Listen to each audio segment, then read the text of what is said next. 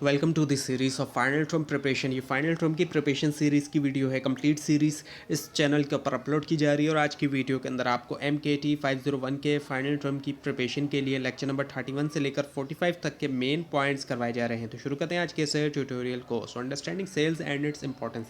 अब सेल जो है वो एक ऐसा प्रोसेस होता है जिसके ज़रिए परसुएट किया जाता है पोटेंशियल कस्टमर को कि वो परचेज़ करें प्रोडक्ट्स या सर्विसेज, और ये बैकबोन होती है किसी भी बिजनेस की। और इसमें जो है वो आइडेंटिफाई किया जाता है कस्टमर की नीड्स को। पहले ये देखा जाता है कि कस्टमर की आखिर नीड्स क्या है, प्रेजेंट किया जाता है उनको सोल्यूशन की ये सोल्यूशन है, और डील क्लोज की जाती है ताकि रेवेन्यू मिल सके, इनके इनकम मिल सके। और इफेक्टिव सेल्स स्ट्रेटजीज जो है वो क्रिटिकल होती हैं सस्टेनिंग ग्रोथ के लिए और कॉम्पिटिटिवनेस के लिए।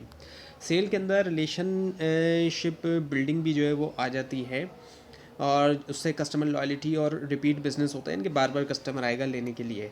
और मॉडर्न सेल्स प्रैक्टिसेस में इंटीग्रेट टेक्नोलॉजी है, जैसे कि CRM सिस्टम्स ट्रैक करें इंट्रैक्शन और पर्सनलाइज करें एक्सपीरियंसेस। और इसी के साथ साथ सेल्स प्रोफेशनल्स को अंडरस्टैंड करना चाहिए लाजमी तौर पर मार्केट ट्रेंड्स क्या चल रहा है, कॉम्पिटिटर की स्ट्रैटेजीज़ और कंज्यूमर बिहेवियर, ताकि उसी के मुताबिक वो टेलर कर सकें पिचेस को इफेक्टिवली। और इंपॉर्टेंस जो है सेल्स की वो एक्सटेंड करती है रेवेन्यू जनरेशन से आगे, इनकी उससे आगे की चीज़ें, और ये इन्फ्लुएंस करती है ब्रांड परसेप्शन, कस्टमर सेटिस्फेक्शन और लॉन्ग टर्म प्रॉफिटेबिलिटी। और बिजनेस जो कि प्रायोरिटाइज करते हैं सेल ट्रेनिंग और डेवलपमेंट अक्सर आउट परफॉर्म करते हैं अपने कॉम्पिटिटर्स को, यानी कि उनसे ज़्यादा बेहतर परफॉर्म करते हैं, क्योंकि स्किल्ड सेल टीम जो है वो अडाप्ट कर सकती है चेंजिंग जो मार्केट डायनामिक्स हैं। Now the modes of selling and types of sales. Modes of selling से मुराद बहुत सारे अप्रोचेज होती हैं बिजनेसेस जो यूज़ करते हैं को पहुंचने के लिए कस्टमर्स तक। इसमें डायरेक्ट सेलिंग आ जाती है, इसके अलावा आज के दौर में ऑनलाइन सेलिंग भी है और रिटेल सेलिंग भी है। अब डायरेक्ट सेलिंग की हम बात करें तो उसमें फेस टू फेस इंट्रैक्शन होता है, यानी कि आमने सामने, और ये अक्सर यूज़ किया जाता है ऐसी इंडस्ट्रीज़ में जैसे कि रियल इस्टेट। अब रियल इस्टेट में आप देखते हैं क्या होता है कि आमने सामने बात की जा रही होती है, और इसी तरह इंश्योरेंस एजेंट जो होते हैं वो भी यही टेक्निक यूज़ कर रहे होते हैं। जबकि ऑनलाइन सेलिंग में हम देखें तो आज के दौर में हमें कॉमर्स प्लेटफॉर्म्स दिखाई देते हैं, बहुत से ऑनलाइन जो वेबसाइट्स वगैरह हमें दिखाई देती हैं। उसके ज़रिए एक तो ग्लोबल रीच भी होती है और कन्वीनियंस भी होता है। और रिटेल सेलिंग की तरफ हम जाएं जो कि एक बहुत ही कॉमन है, और रिटेल सेलिंग तो हमें रेजिडेंशियल एरियाज़ में भी दिखाई देती है, जो जहाँ पे घर बने होते हैं वहाँ पे भी हमें दिखाई देती है रिटेल सेलिंग। और इसमें फ़िज़िकल स्टोर्स होते हैं, और इसमें पर्सनलाइज सर्विस होती है और इमीडिएट प्रोडक्ट एक्सेस होता है। और टाइप ऑफ सेल्स की हम बात करें तो उसमें B2B है एक तो सेल, इनके बिजनेस टू बिजनेस है, एक बिजनेस दूसरे बिजनेस को सेल कर रहा है। और B2C भी है, बिजनेस टू कंज्यूमर है, बिजनेस करने वाले कंज्यूमर्स को सेल कर रहे हैं, और कंज्यूमर टू कंज्यूमर भी हो सकता है।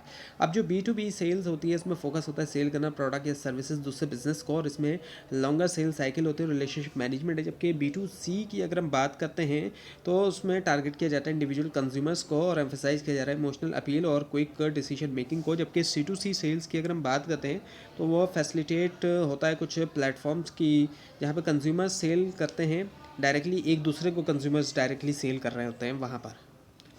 Now the selling techniques for success. आपको सेलिंग टेक्निक्स की बात करें सक्सेस के लिए, सेलिंग टेक्निक्स स्ट्रक्चर्ड मेथड है, एक स्ट्रक्चर होता है इनका, और ये हेल्प करते हैं सेल्स प्रोफेशनल्स को कि वो डील क्लोज कर सके, वो भी इफेक्टिवनेस के साथ। और कॉमन टेक्निक में हम देखें तो कंसल्टेटिव सेलिंग हो गई, सोल्यूशन सेलिंग हो गई, और स्पिन सेलिंग आ जाती है।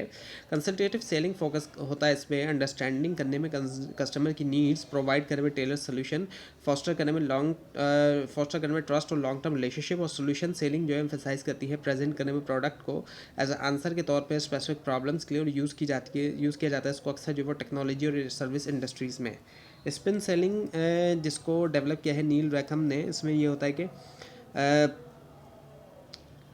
आस्किंग सिचुएशन है, प्रॉब्लम एम्प्लीकेशन है, और नीड टू पे ऑफ क्वेश्चन है, ताकि अनकवर करें कस्टमर के पेन पॉइंट्स, यानी कि उसकी प्रॉब्लम्स क्या हैं उसको समझें और डिमॉन्स्ट्रेट करें वैल्यू को।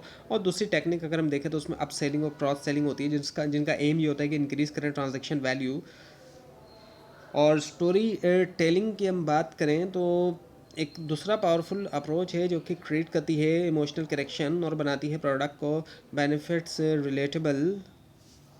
और इफेक्टिव सेलिंग जो होती है उसमें रिक्वायर भी होती है एक्टिव लिसनिंग, ऑब्जेक्शन हैंडलिंग और क्लोजिंग स्ट्रेटजीज, जैसे कि एग्जम्पटिव क्लोज या अर्जेंसी क्लोज।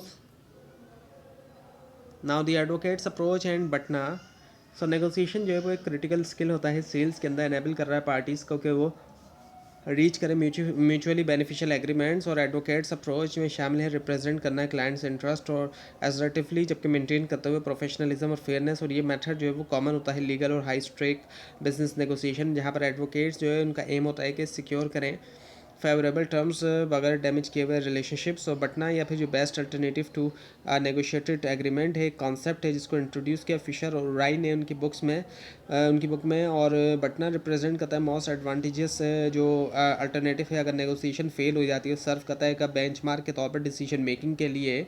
और एग्जाम्पल अगर हम लें तो अगर सप्लायर जो है वो एग्री नहीं कर सकता प्राइस टर्म्स के ऊपर, उनका बटना जो है वो सोर्स कर सकता है दूसरे वेंडर्स से। अंडरस्टैंड करना बटना को एम्पावर्स करता है नेगोशिएटर्स को कि वो अवॉइड करें अनफेवरेबल डील और मजबूत करें उनकी पोजीशन जो डिस्कशंस के दरमियान। और इफेक्टिव नेगोशिएशन रिक्वायर भी करता है प्रिपरेशन, जिसमें शामिल है रिसर्च करना मार्केट कंडीशंस, आइडेंटिफाई करना प्रायोरिटीज, एंटिसिपेट करना ऑब्जेक्शंस एक्चुअली, और टेक्निक्स जैसे कि active listening, framing proposal positively, और फाइंडिंग करना कॉमन ग्राउंड्स बढ़ाता है आउटकम्स को।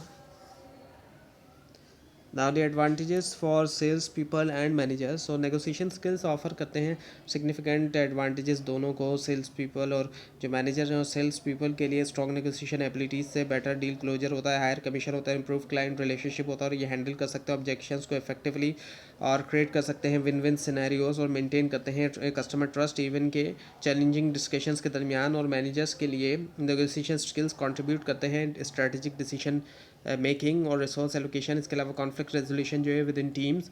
मैनेजर्स अक्सर नेगोशिएट करते हैं सप्लायर्स के साथ, पार्टनर्स के साथ और स्टेक होल्डर्स के साथ, ताकि सिक्योर करें फेवरेबल टर्म्स जो कि असर डालती है प्रॉफिटेबिलिटी और ऑपरेशनल एफिशिएंसी। और इसी के साथ साथ स्किल्ड नेगोशिएटर्स इन्फ्लुएंस कर सकते हैं ऑर्गेनाइजेशनल पॉलिसीज़ और ड्राइव करते हैं चेंज इनिशिएटिव्स को सक्सेसफुली। ट्रेनिंग प्रोग्राम्स जो है वो फोकस होता है उनका नेगोशिएशन के ऊपर, बढ़ाता है टीम परफॉर्मेंस और मोरल, क्योंकि एम्प्लॉइज़ फील करते हैं एम्पावर्ड ताकि अचीव करें टारगेट्स बगैर कॉम्प्रोमाइज़ किए हुए। इंटीग्रिटी और कॉम्पिटेटिव मार्केट्स के अंदर नेगोशिएशन बन जाती है डिफरेंशिएटर, अनेबल कर रही है बिजनेसेस को कि सिक्योर करें एडवांटेजेस और कॉन्ट्रैक्ट और long term partnerships. Now the policy and role of publicity and role of publicist.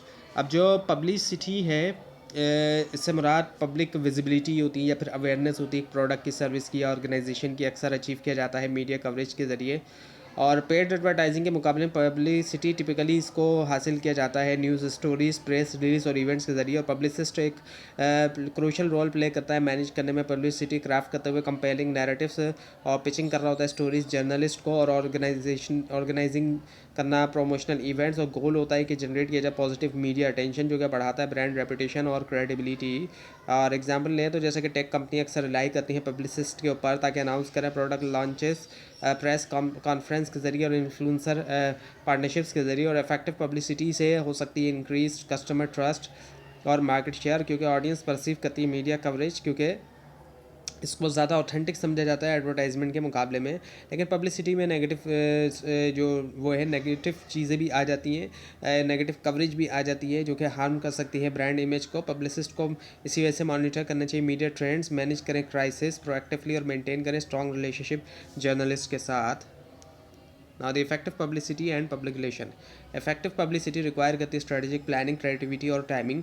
और की एलिमेंट में शामिल ये कि क्राफ्ट करना न्यूज़ वर्थी स्टोरीज, लेवरेज करते हुए मीडिया रिलेशनशिप और अलाइन करते हुए मैसेजेस ऑडियंस इंटरेस्ट के साथ। पब्लिक रिलेशन कॉम्प्लीमेंट करता है पब्लिसिटी को, मैनेज करते हुए कम्युनिकेशन एक ऑर्गेनाइजेशन और उसके स्टेक होल्डर्स के दरमियान। और पीआर एक्टिविटीज़ में शामिल press release, media kits, corporate social responsibility initiatives और क्राइसिस मैनेजमेंट। और इफेक्टिव पीआर बिल्ड करता है ट्रस्ट, मिटिगेट करता है नेगेटिव परसेप्शन और सपोर्ट करता है long term brand equity. Digital PR ने जो है वो हासिल किया है प्रोमिनेंस और यूटिलाइज करते हुए सोशल मीडिया इन्फ्लुएंसर्स, ब्लॉग्स और ऑनलाइन न्यूज़ पोर्टल्स ताकि रीच किया जाए वाइडर ऑडियंस तक। मेजरमेंट टूल्स जैसे कि मीडिया इंप्रेशंस, सेंटिमेंट एनालिसिस और जो इंगेजमेंट मैट्रिक है हेल्प करता है इवेल्यूएट करने में कैंपेन सक्सेस। और चैलेंजेस जो आते हैं पीआर के अंदर उसमें शामिल ये होता है कि मेंटेन किया जाए ऑथेंटिसिटी, अडॉप्ट किया जाए जो फास्ट चेंजिंग मीडिया लैंडस्केप है, और हैंडल किया जाए मिस इन्फॉर्मेशन को। ना the distribution channel and their importance. Distribution channels वो रास्ते होते हैं जिसके ज़रिए प्रोडक्ट मूव करती है मैन्युफैक्चरर से एंड कंज्यूमर्स तक, यानी कि जहाँ से बनती है वहाँ से लेकर कंज्यूमर तक आती है प्रोडक्ट डिस्ट्रीब्यूशन चैनल्स के ज़रिए, वो रास्ता ही है। और इसमें डायरेक्ट चैनल्स भी आ जाते हैं, मुख्तलिफ जो है वो इसकी टाइप्स होती है। तो इसमें डायरेक्ट चैनल आते हैं जहाँ पर प्रोड्यूसर डायरेक्टली कंज्यूमर को बेच रहा है, कस्टमर को बेच रहा है। और इनडायरेक्ट होते हैं जिसमें इंटरमीडिएट शामिल है जैसे कि होलसेलर, रिटेलर और कोई एजेंट या डिस्ट्रीब्यूटर वगैरह भी हो सकता है। और इफेक्टिव डिस्ट्रीब्यूशन के अंदर इंश्योर किया जाता है कि प्रोडक्ट जो वो अवेलेबल हो, टाइम पे डिलीवर हो और कस्टमर सेटिस्फाई भी रहे। और अब जैसे कि एफएमसीजी जो है कंपनीज वो रिलाई करती हैं एक्सटेंसिव डिस्ट्रीब्यूशन नेटवर्क पे ताकि रीच कर सके डाइवर्स मार्केट तक। और चैनल्स सिलेक्शन जो है डिपेंड करती है फैक्टर्स के ऊपर। कुछ फैक्टर्स होते हैं जिनके ऊपर डिपेंड करता है, जैसे कि प्रोडक्ट टाइप, मार्केट साइज और cost consideration. Multi channel strategies combine कर रही हैं फिजिकल स्टोरीज और ई कॉमर्स प्लेटफॉर्म जो कि बन चुका है कॉमन कैटर करने के लिए बहुत से जो कंज्यूमर प्रेफरेंसेस हैं। और डिस्ट्रीब्यूशन में लॉजिस्टिक्स भी शामिल है, इन्वेंट्री मैनेजमेंट और कोऑर्डिनेशन जो है स्टेक होल्डर्स में के दरमियान। और चैलेंजेस में शामिल है मैनेज करना कॉस्ट, इंश्योर करना एफिशिएंसी और अडॉप्ट करना है टेक्नोलॉजिकल एडवांसमेंट जैसे कि ऑटोमेटेड वेयरहाउस और real time tracking systems. Now the supply chain management. अब ये इसके अंदर जो है वो प्लानिंग है, एग्जीक्यूशन है, मॉनिटरिंग है, तमाम एक्टिविटीज़ जो कि इन्वॉल्व होती हैं सोर्सिंग, प्रोडक्शन और डिलीवर ऑफ गुड्स में। तो सप्लाई चेन मैनेजमेंट का एम होता है कि ऑप्टिमाइज़ किया जाए एफिशिएंसी, रिड्यूस किया जाए कॉस्ट, इंश्योर किया जाए क्वालिटी सप्लाई चेन में। की कंपोनेंट में देखें तो उसमें प्रोक्योरमेंट है, मैन्युफैक्चरिंग है, ट्रांसपोर्टेशन है, वेयर हाउसिंग और डिस्ट्रीब्यूशन आ जाती हैं। टेक्नोलॉजीज जैसे कि ईआरपी सिस्टम, आईओटी और ब्लॉकचेन ने रेवोल्यूशनाइज किया है सप्लाई चेन मैनेजमेंट को एनेबल करते हुए रियल टाइम विजिबिलिटी और जो डेटा ड्रिवन डिसीजन मेकिंग है। और कंपनीज जो है वो क्या करती हैं, अगर हम बड़ी कंपनीज़ का देखें वो यूज़ करते हैं advance supply chain management practices ताकि मेंटेन कर सकें वो लो प्राइसेस को भी और हाई अवेलेबिलिटी को भी। इफेक्टिव सप्लाई चेन मैनेजमेंट में रिस्क मैनेजमेंट भी आता है, सस्टेनेबिलिटी इनिशिएटिव और कोलैबोरेशन आ जाती है सप्लायर्स के साथ। और कई सारे चैलेंजेस आ जाते हैं, जैसे कि ग्लोबल डिसरप्शन हो गया, फ्लक्चुएशन आना डिमांड के अंदर, कंप्लाइंस होना रेगुलेशंस के साथ। और स्ट्रेटजीज जैसे कि lean inventory, just in time production और डिमांड फोरकास्टिंग हेल्प करता है मिटिगेट करने में रिस्क और इम्प्रूव करता है responsiveness. Now the wholesaling and logistics. Wholesaling जो है उसमें शामिल है सेल करना गुड्स जो है लार्ज क्वांटिटीज़ में रिटेलर्स या फिर दूसरे बिजनेसेस को ना के डायरेक्टली बेचा जाए कंज्यूमर्स को। और होलसेलर एक्ट करता है इंटरमीडिएट्स के तौर पर, प्रोवाइड कर रहे हैं स्टोरेज, फाइनेंसिंग और ट्रांसपोर्टेशन सर्विसेज। और लॉजिस्टिक कॉम्प्लीमेंट करता है होलसेलिंग, मैनेज करते हुए मूवमेंट जो है और स्टोरेज जो है गुड्स की एफिशिएंटली। और की लॉजिस्टिक एक्टिविटीज़ में शामिल है ट्रांसपोर्टेशन प्लानिंग, इन्वेंट्री कंट्रोल और ऑर्डर फुलफिलमेंट। और एडवांस टेक्नोलॉजीज़ हैं जैसे कि GPS tracking, automated warehouse वगैरह। इन्होंने ट्रांसफॉर्म किया है लॉजिस्टिक ऑपरेशंस को। और इफेक्टिव होलसेलिंग और लॉजिस्टिक जो है वो रिड्यूस करता है कॉस्ट, मिनिमाइज करता है डिले और एनहांस करता है कस्टमर सेटिस्फेक्शन। चैलेंजेस अगर हम देखें तो उसमें शामिल है फ्लक्चुएशन आना फ्यूल कॉस्ट प्राइजेस में, रेगुलेटरी कंप्लाइंस और एनवायरमेंटल कंसर्न में। Now the retailing and consumer behaviour. अब रिटेलिंग जो होती है इससे मुराद क्या होता है कि सेल किया जाता है गुड्स डायरेक्टली जो है वो कंज्यूमर्स को, नॉर्मली तौर पे फिजिकल स्टोर्स, और आज के दौर में हम देखते हैं ऑनलाइन प्लेटफॉर्म है या फिर हाइब्रिड मॉडल भी होता है। ऐसे भी होता है कि किसी रिटेलर की दुकान भी है और साथ में वो ऑनलाइन भी जो है वो सेल कर रहा है। और रिटेलर्स जो होते हैं इनकी शॉप्स अगर हम देखें तो वो हमें अक्सर जो है वो रेजिडेंशियल एरियाज़ के आसपास या रेजिडेंशियल एरियाज़ के अंदर भी हमें दिखाई देती हैं। और इनका फोकस ये होता है कि क्रिएट करना इंगेजिंग शॉपिंग एक्सपीरियंस, मैनेज करना इन्वेंट्री और इम्प्लीमेंट करना प्राइसिंग स्ट्रेटजीज। सो कंज्यूमर बिहेवियर जो कि इन्फ्लुएंस करता है रिटेल सक्सेस को, उसमें ये होता है कि स्टडी करना कि कैसे इंडिविजुअल्स जो वो करते हैं परचेजिंग डिसीजंस। और फैक्टर्स अफेक्ट कर रहे हैं कंज्यूमर बिहेवियर को, उसमें शामिल है कल्चरल, सोशल, पर्सनल और साइकोलॉजिकल एलिमेंट्स।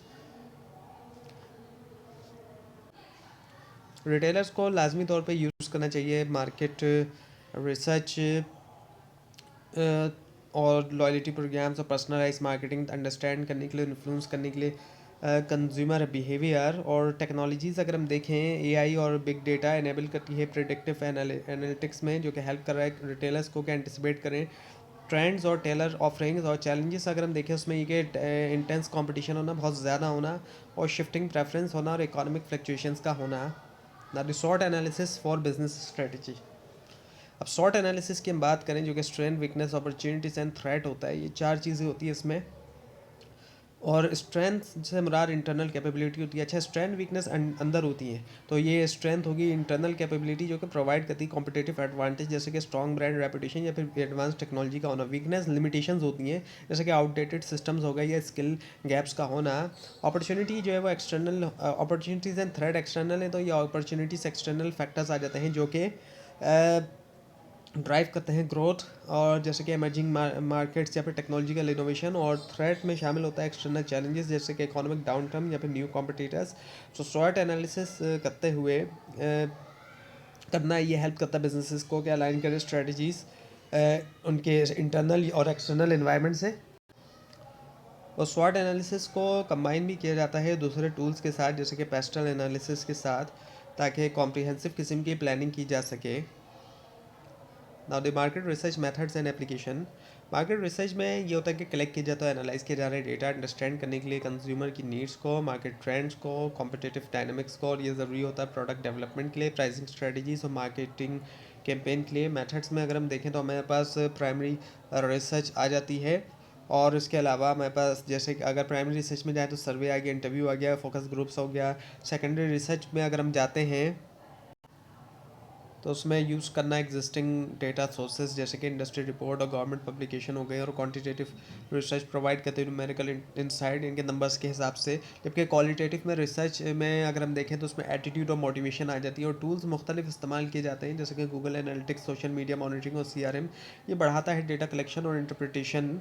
और कंपनीज़ अगर हम देखें तो वहाँ बड़ी कंपनीज़ में यूज़ किया जाता है मार्केट रिसर्च डिज़ाइन करने के लिए प्रोडक्ट जो कि अलाइन हो कंज्यूमर की प्रेफरेंसेस और लाइफ स्टाइल ट्रेंड्स के मुताबिक। और इफेक्टिव मार्केट रिसर्च रिड्यूस करता है रिस्क, आइडेंटिफाई करता है अपॉर्चुनिटीज़, और सपोर्ट करता है एविडेंस बेस्ड डिसीजन मेकिंग।